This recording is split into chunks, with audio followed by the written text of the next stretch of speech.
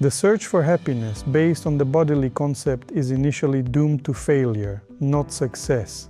It's like trying to swim across a river on the back of an alligator. That same alligator might eat you. The whole great delusion of the world, the whole great delusion of humanity, is one big attempt to swim on the back of an alligator, which always ends in nothing. Mirages, you are about to take this material worldly happiness, but it disappears. Material happiness in itself is fruitless if there is no God in it, if there is no right view and right contemplation in it. Golden ornaments. This is a metaphor. Gold represents Brahman, that singular non-dual, purely divine consciousness. Jewelry, on the other hand, represents energy, a modification of the transcendent God, Brahman. When we look at jewelry in a shop, we implicitly acknowledge two distinct factors. The first factor is that it is a precious metal, something golden, very expensive and valuable. The second thing is that, besides the fact that it is gold, it is also a piece of jewelry into which work has been put.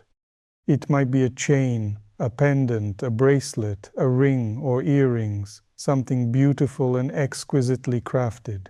But it is assumed that we primarily value not the beauty of the product itself, but rather the status of gold itself.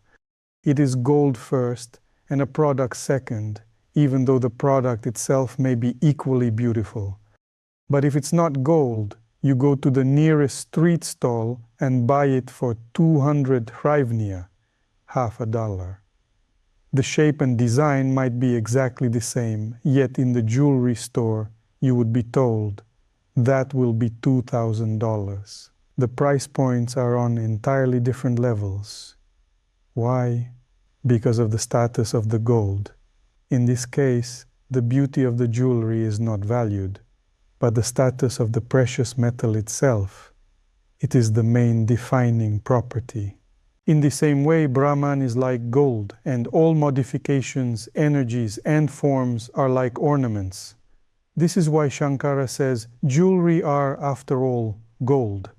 Just as in a jewelry store where the primary defining characteristic of all the varied ornaments is the status of gold, the status of a precious metal, so it is here. You could even melt everything down and lose nothing. It would still be gold. You could crush the earrings, the bracelets, the rings, melt them into something else, make an ingot, and the gold would still be something valuable.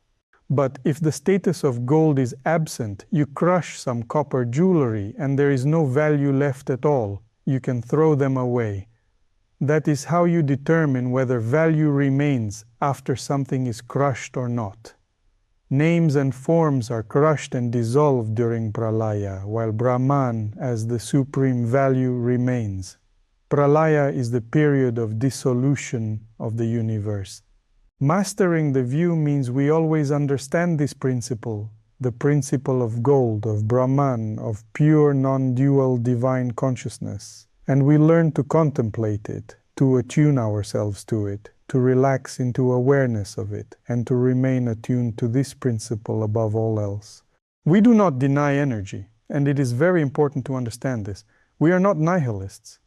As soon as you start denying energy and saying, though, there is only gold, you can be labeled a nihilist. We do not aspire to nihilism. We must follow the path of the middle view. Nihilism, the denial of forms, is a form of deviation in the view. We must understand energies, respect them at their own level, but they come second. They remain subordinate to the principle of the view. We study the ornaments as well.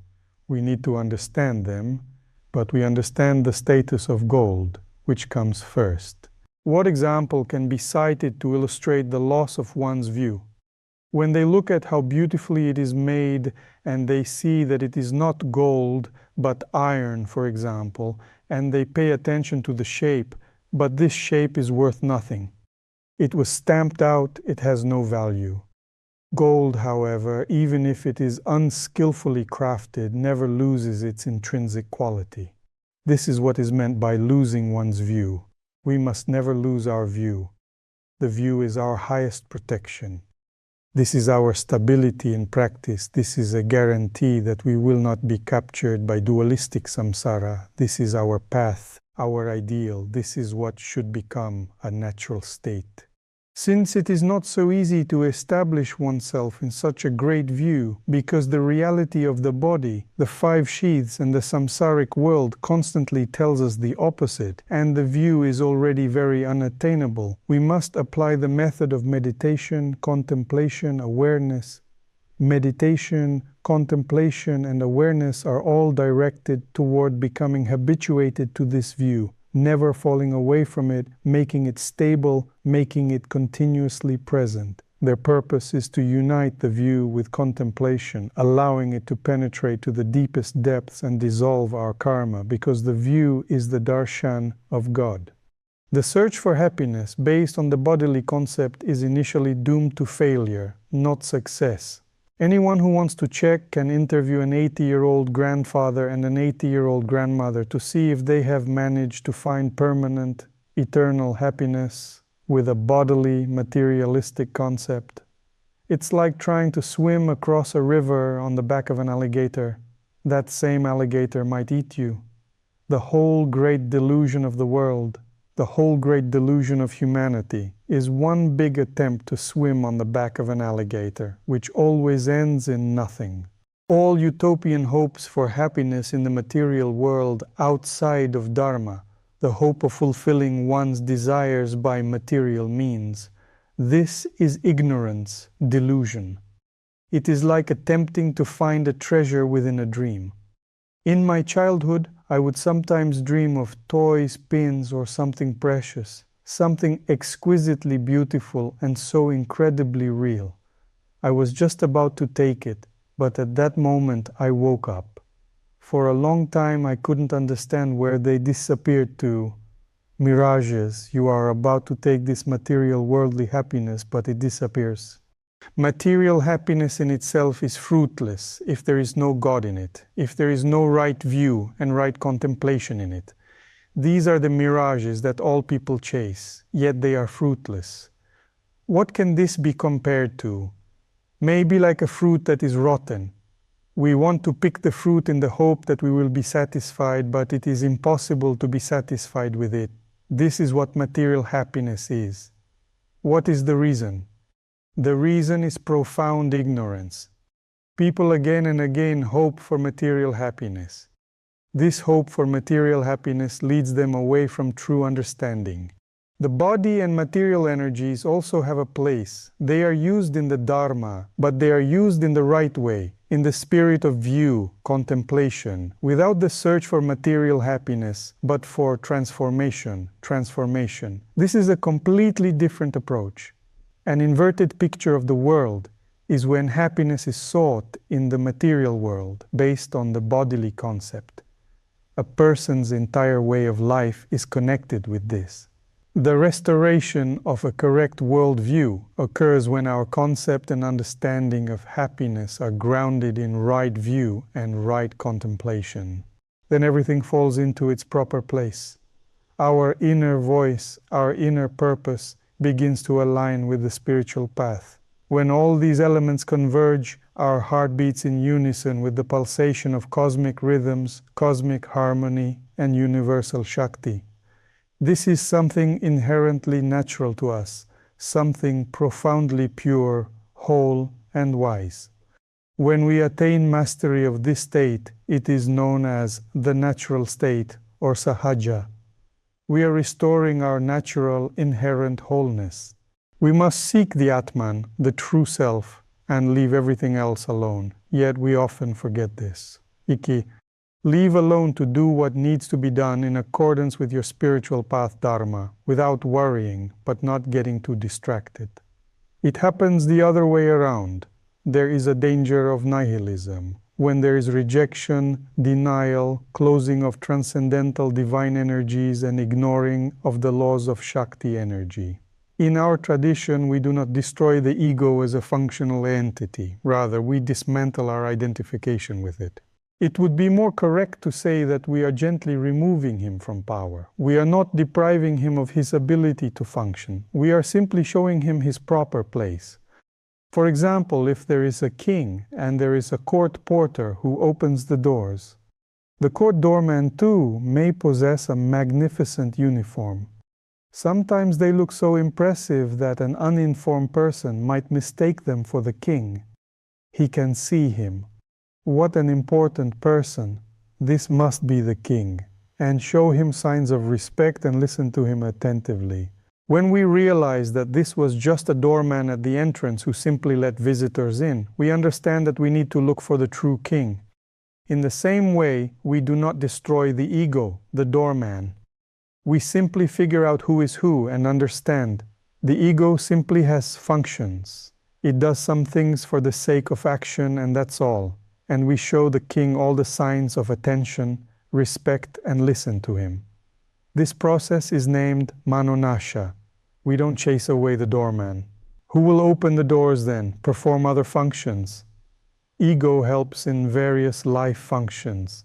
We leave it in its place, but we deprive it of that strength, that power, that significance that influences us.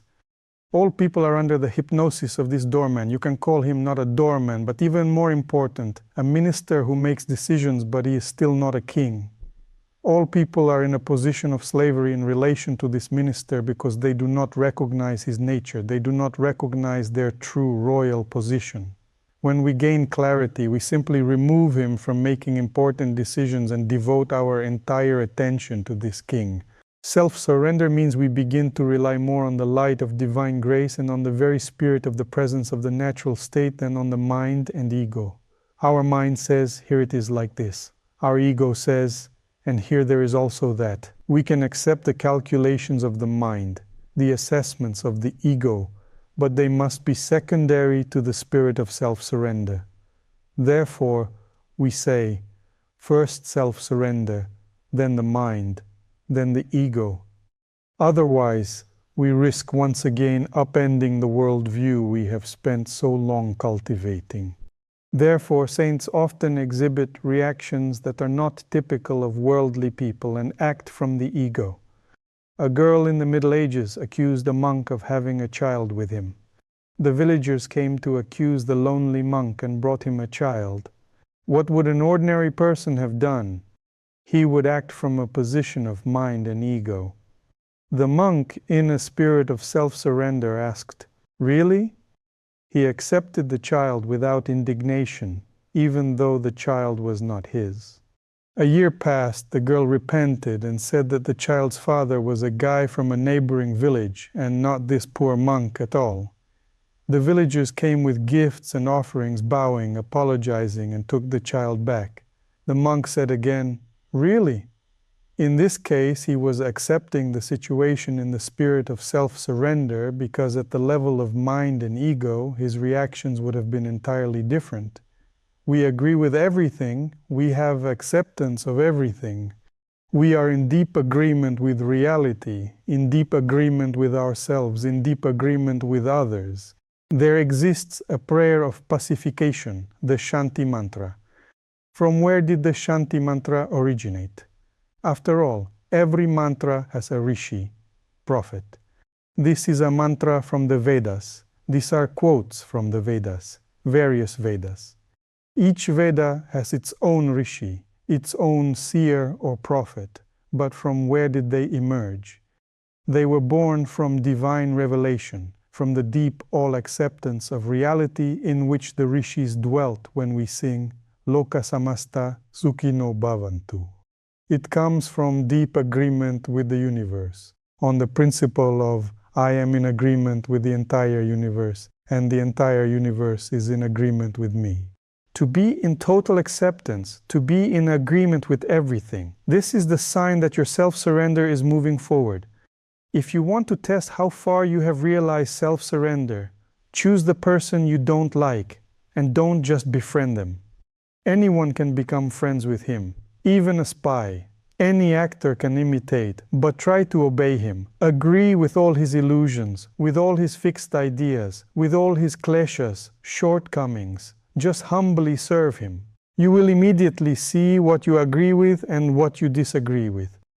This is what the saints did.